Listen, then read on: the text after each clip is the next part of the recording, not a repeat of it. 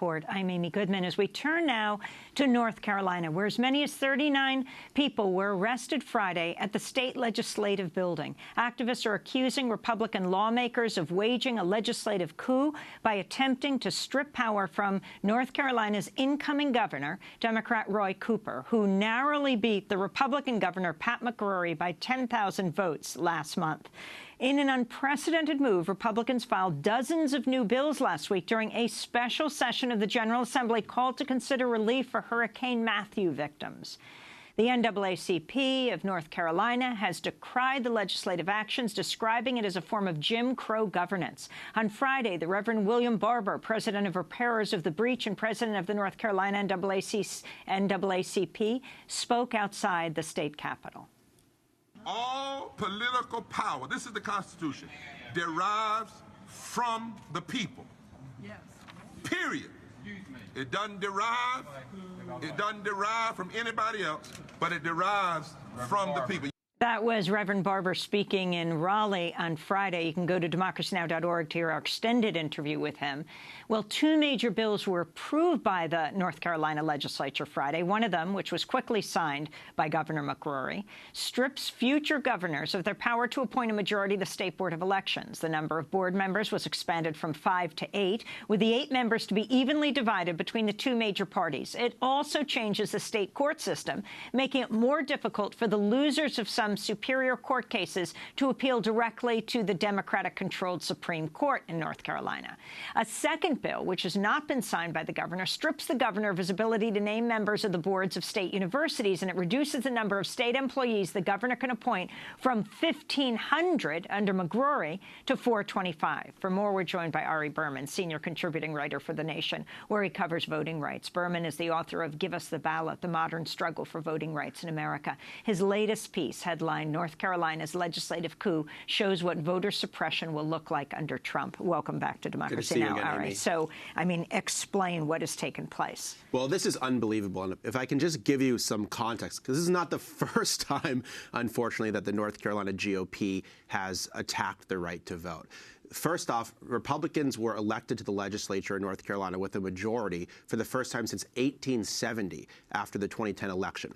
The first thing they did was gerrymander political districts so they would maintain power for the next decade. Those districts have subsequently been struck down for illegal racial gerrymandering in violation of the Voting Rights Act. So the very people that are stripping the Democratic governor from power were illegally elected. Secondly, after the Supreme Court gutted the Voting Rights Act, the North Carolina Republican Party passed the country's worst voter suppression law. They didn't just require voter ID. They cut early voting. They eliminated same-day voter registration. They eliminated pre-registration for 16 and 17-year-olds. The Fourth Circuit Court of Appeals said that that law targeted black voters with almost surgical precision, and that some parts of the law were as close to a smoking gun as you'll see in modern times. So again, they were found guilty of violating the Voting Rights Act. Then even after they had repeatedly lost in court, they closed polling places on Election Day. They restricted early voting hours.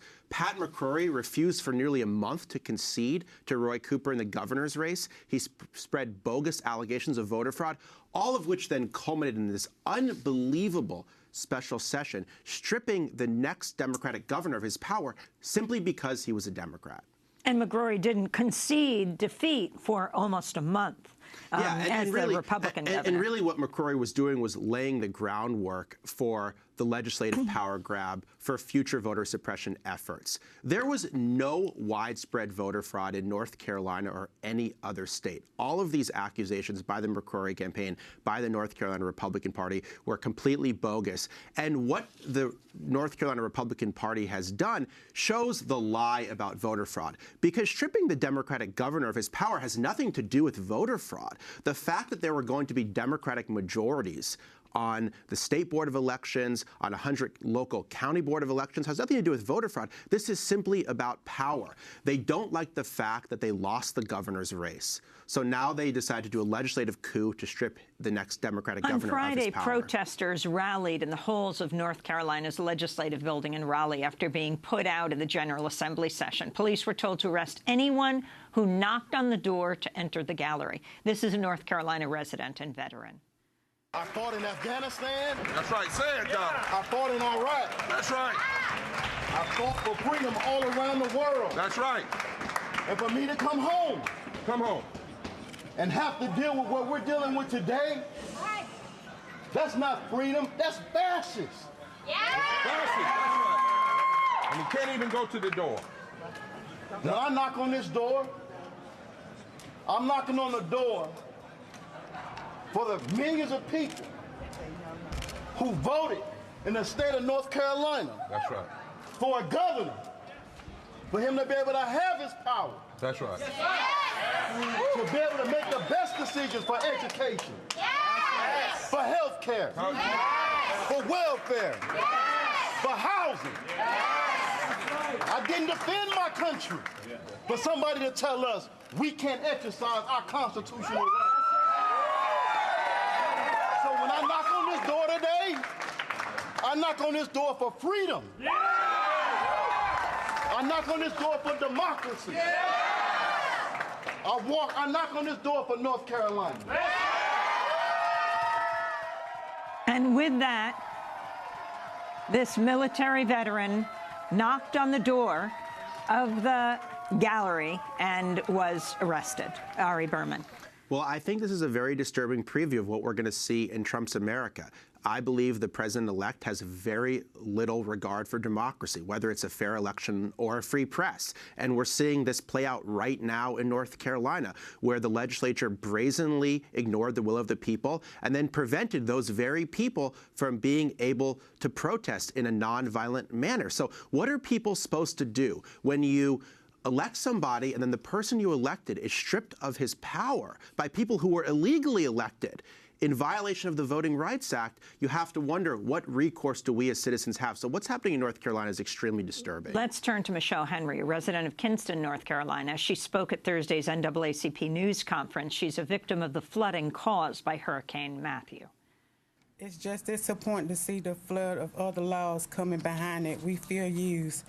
If this is a special session, was supposed to be about disaster relief, then why are we still here?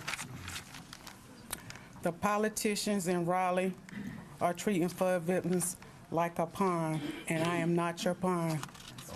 Major changes should not be did this way. North Carolina is better than that. So that is Michelle Henry, who is a resident of Kinston, North Carolina, who was speaking. She was a victim of the flooding caused by Hurricane Matthew, which was the pretext for the special session, Ari Berman.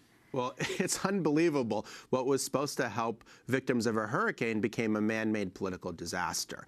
And what we're seeing is that we had thought that possibly what the North Carolina Republican Party and the North Carolina legislature would do is try to pack the state Supreme Court, because now there's a 4-3 Democratic majority. That got a lot of outcry in advance. So then they put Wait, so explain that. An African-American Democratic judge was elected, making it 4-3. Yes. And so Governor McCrory wanted to add 2 more people to the court. It had been 7 people for the last 80 years to change the balance. Yeah, and they had these bogus arguments that there was too much workload for the court, but everyone knew this was about, again, trying to ignore the will of the people and giving Republicans a majority on a very crucial institution that's going to hear a lot of these election law challenges.